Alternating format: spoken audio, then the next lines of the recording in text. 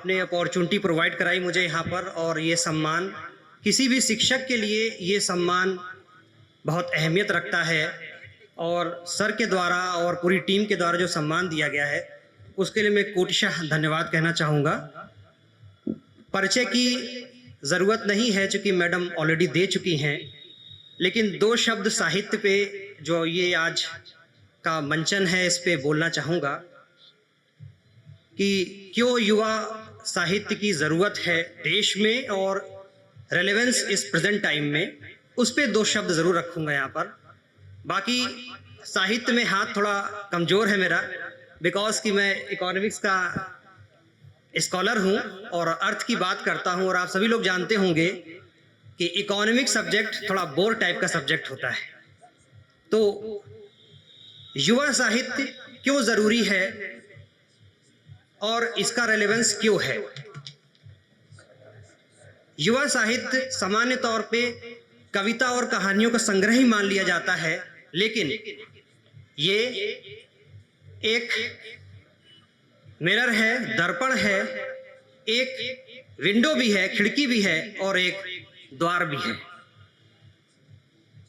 दर्पण इसलिए कि युवा जब कैनवस पे कुछ लिखते हैं तो इसके सामने वो अपनी प्रतिभा को आकलित कर सकते हैं, समझ सकते हैं। विंडो, खिड़की इसलिए क्योंकि वह उन्हें अपार संभावनाओं के द्वार को दिखाती है, अपार संभावनाएं दिखाती है। और द्वार और मार्ग इसलिए कि जब युवा कुछ करते हैं, लिखते हैं, कैनवस पे उतारते हैं तो वो पूरे समाज और देश का मार्ग प्रशस्त करते हैं। इसलिए आज के इस रेलेवेंस में जबकि ये माना जाने लगा है कि किताबों की उपयोगिता कम हो गई है, एआई के इस दौर में पुस्तकों की उपयोगिता कम हो गई है, लेकिन फिर भी अभी भी युवा तरुणाई को लिखने, 2 लाइन लिखने कैनवस पे और उसको संकलित करने की बहुत ज़्यादा प्रेरणा होनी चाहिए और आवश्यकता भी है, क्योंकि समाज को दिशा दिखाने का दायित्व तो हम शिक्षकों का है और उसके बाद उन सभी युवाओं का है। क्योंकि जब वो स्वच्छंद होके, स्वतंत्र होके लिखते हैं तो कुछ नया और उस समय के हिसाब से रेलेवेंस रखता है। क्योंकि एक शिक्षक समाज में आगे सिखाने का कार्य करता है और उसके शिष्य आगे समाज को ले जाने का काम करते हैं।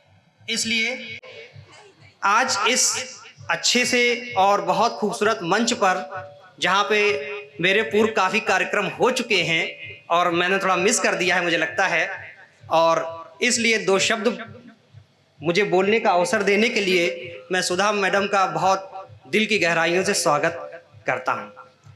एक छोटी सी बात और रखना चाहूंगा और फिर वहां से अपने वाणी को विराम करूंगा कि जब इस समय एआई के दौर में किताबों की उपयोगिता को कम मापा जाने लगा है, लेकिन आज भी पेरेंट्स के द्वारा, शिक्षकों के द्वारा प्रेरणा दी जाती है कि विद्यार्थी, युवा कुछ लिखें जो सार्थक हो, लिखें जिससे देश, समाज और स्वयं उनका भी कल्याण हो। क्योंकि माध्यम तो बदला है लेकिन अभी भी रेलेवेंस है। माध्यम कैसे बदला है? क्योंकि आज ऑनलाइन प्लेटफॉर्म हो गए हैं, तो ई लाइब्रेरी है, ई डायरी से लिखें आप, ई नोट से लिखें, और ऐसी वस्तुओं को संकलित करना पहले से कहीं अच्छा और सुलभ है, और इसको किसी भी ऑनलाइन पोर्टल पे ऑनलाइन माध्यम से प्रकाशित भी करवा सकते हैं, जो आपके अपने खुद के उत्साह के लिए, करियर के लिए भी। आजकल चूंकि हम लोग ऐसे मंचों पे जाते रहते हैं, अभी रिसेंट भी एक कार्यक्रम में जाना हुआ जहां पर ये बात समझ में आई कि ई स्पीच राइटिंग और इसी तरीके से जो स्क्रिप्ट लिखी जाती है, ये एक करियर का बहुत अच्छा माध्यम है। और ये कार्य ऐसे साहित्यकार, साहित्य मंचन करने वाले और युवा साहित्य के प्रणेता ही कर सकते हैं। क्योंकि मैंने पहले भी कहा कि मेरा विषय मुझे बहुत ज़्यादा साहित्य पढ़ने की अनुमति नहीं दे पाता है, और व्यक्तिगत रूप से जो हम लोग को लगता है वो हम लोग पढ़ते हैं, और मेरा ज्ञान इसमें सीमित है। आप लोग के साथ ऐसे कार्यक्रमों में जुड़ के उसमें थोड़ी सी वृद्धि जरूर हो सकती है। Thank you, thanks a lot.